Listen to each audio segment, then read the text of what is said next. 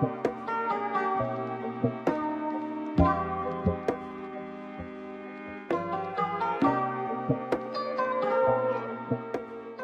guys, and welcome to my channel. I'm so excited to finally be back on YouTube with this series called At Home with Melissa.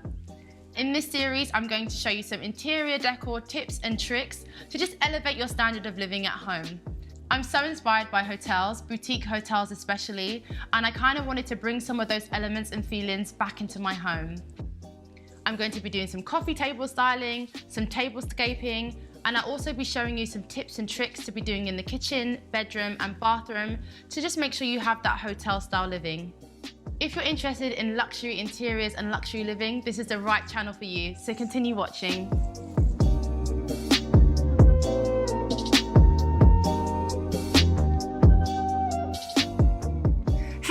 I hope you enjoyed that last episode. This episode is called Elevated Living, and the reason why it's called Elevated Living is because I want to show you how you can use some of your everyday items such as hand soaps, lotions, pasta, beans and pulses, and show you how you can make them look a little bit more sophisticated in your home. So I'm going to show you a few tips and tricks that I use to kind of use your everyday things more as decor and not just functional items. So right now I'm in the kitchen and I'm going to show you a few things that I do just to make my kitchen look a little bit more stylized. So I like to put an elevated board next to my sink. I think it's quite boring just to put your soap and hand wash right by the sink, but with a little bit of a platform, it just makes it look a little bit more stylized. I also like to keep a cookbook that I'm using. I say using anything that's really just aesthetically pleasing. When it comes to cooking, I just follow the guide from my ancestors. So I don't really use cookbooks, but I like to use something that looks really nice on the counter. So one thing I always like to do is have some pasta, beans and pulses in glass jars on display. Now, these are not things that I go out of my way to cook with. I strictly use them for decor. So I go out of my way to get large pasta shells. You can get some of them from Sainsbury's or Tesco's. Anything that just looks aesthetically pleasing or interesting to the eye. I like to put them in glass jars so you can really see them. The same can also be done with bread. Instead of using a tin that covers the bread, I like to use a glass one. I find storing cooking utensils in a drawer really boring, so what I usually do is I store them in a ceramic vase, or in this case I'm using this wooden vase. It is so beautiful and it's such an eye-catching piece, and it just makes everyday functional things look a bit more interesting. Now, one thing I love doing in the kitchen is having some kind of floral centerpiece. Again, I really try and make sure that things are quite sustainable, and I'm not always in the mood to buy fresh flowers. But one thing I do love is having twigs around. You can literally get them off a branch of a tree. I go to a florist to get these, but it really elevates the home.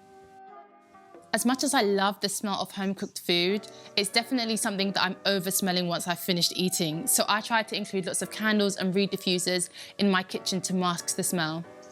And to tie back into having that boutique hotel feel, I'm using this really large peony blush and suede luxury candle from Jo Malone London. Another thing I love to do is display my chopping boards. They're another functional item that can look quite decorative near the stove. My mantra, It's a Lifestyle Hun, is all about turning everyday things into really fun, luxurious experiences. So instead of a boring fruit bowl, I'm using this wooden fruit bowl, which has so much character and such a story. So it's really an upgrade from your typical glass or ceramic bowl. Again, I'm all about buying functional items that look beautiful. So even down to this pestle and mortar, I want everything to make a statement. I'm also placing these brass measuring cups just to give a decorative feel.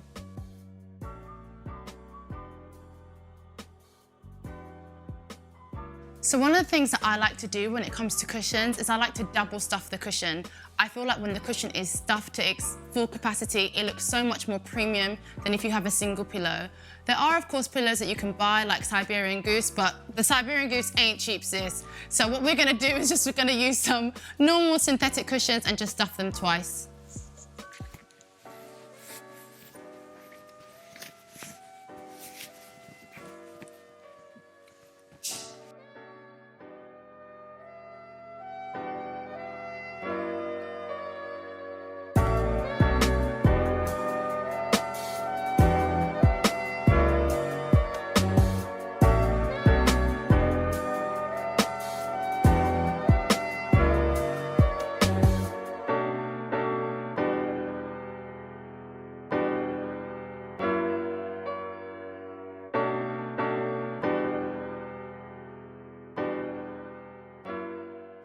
Instead of just placing my throws on the chair, I like to put them in a decorative basket. This way it looks like I've just made that extra effort, and I can also style it by draping some of the throws over or just rolling them and placing them inside.